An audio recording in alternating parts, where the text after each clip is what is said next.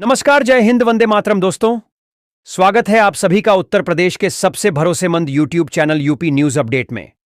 तो दोस्तों, आज हम आपके लिए लेकर आए हैं उत्तर प्रदेश राज्य के हर जिला, हर क्षेत्र की तमाम बड़ी खबरें एवं उत्तर प्रदेश सरकार द्वारा चलाई जा रही सभी सरकारी योजनाएं। उत्तर प्रदेश के मुख्यमंत्री योगी आदित्यनाथ ने राज्य के प्रशासनिक और पुलिस अधिकारियों को आगामी 1 मई को लेकर विशेष सतर्कता बरतने के निर्देश दिए हैं। खुफिया इनपुट के आधार पर सरकार को राज्य के कुछ हिस्सों में अशांति की आशंका है। मुख्यमंत्री ने स्पष्ट किया है कि कानून व्यवस्था के साथ खिलवाड़ करने वाले किसी भी तत्व को बख्शा नहीं जाएगा। संवेदनशील जिलों में अतिरिक्त पीएस बड़ी ईपीसी की तैनाती की जा रही है और सोशल मीडिया पर भ्रामक खबरें फैलाने वालों पर साइबर सेल की कड़ी नजर है। सरकार का उद्देश्य है कि किसी भी स्थिति में शांति भंग न हो और नागरिक सुरक्षित महसूस करें।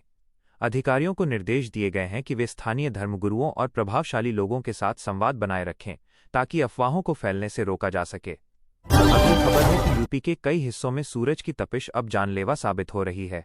बांदा जिला 47.4 डिग्री सेल्सियस तापमान के साथ राज्य का सबसे गर्म स्थान दर्ज किया गया है। मौसम विभाग आईएमडी ने राज्य के अधिकांश जिलों में रेड अलर्ट जारी किया है।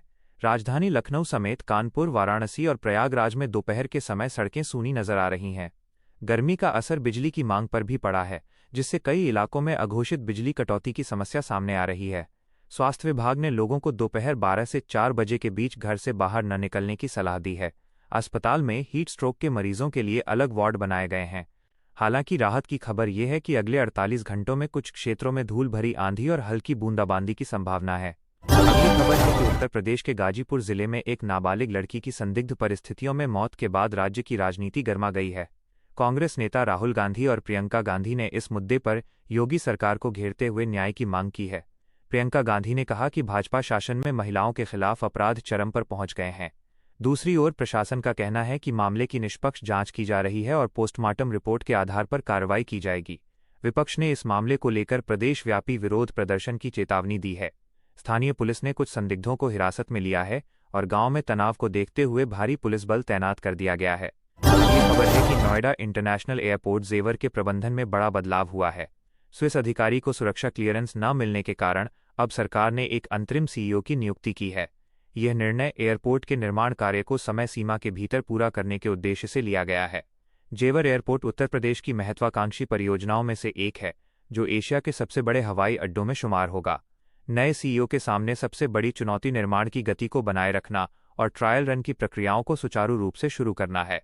सरकार को उम्मीद है कि इस साल के अंत तक यहां से वाणिज्यिक उड़ानें शुरू हो सकती हैं, जिससे पश्चिमी उत्तर प्रदेश के आर्थिक विकास को नई गति मिलेगी। अगली खबर है कि लखनऊ की जेल में अपनी सजा पूरी कर चुके एक चीनी नागरिक की रिहाई का मामला इन दिनों कानूनी गलियारों में चर्चा का विषय बना हुआ है।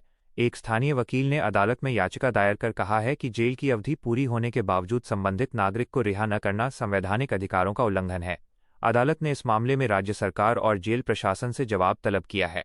कानूनी विशेषज्ञों का मानना है कि प्रत्यर्पण या डिपोर्टेशन की प्रक्रिया में देरी के कारण ऐसे मामले सामने आते हैं।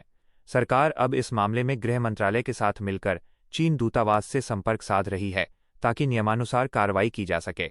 अगली खबर है कि राज्य सरकार ने उत्तर प्रदेश को डेयरी हब बनाने की दिशा में बड़ा कदम उठाया है।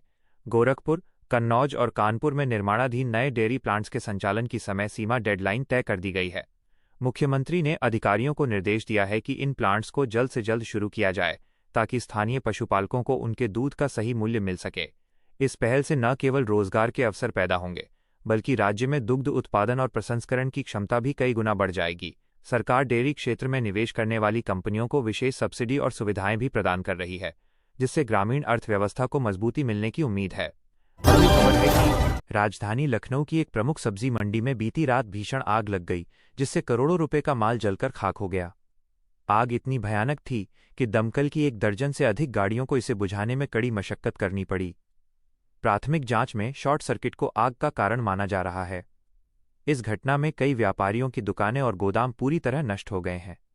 मुख्यमंत्री ने घटना का संज्ञान लेते हुए जिला प्रशासन को नुकसान का आकलन करने और प्रभावित व्यापारियों को उचित मुआवजा देने का निर्देश दिया है। स्थानीय व्यापारियों ने मंडियों में फायर सेफ्टी मानकों की कमी पर चिंता जताई है और प्रशासन से सुरक्षा के पुख्ता इंतजाम करने की मांग की है।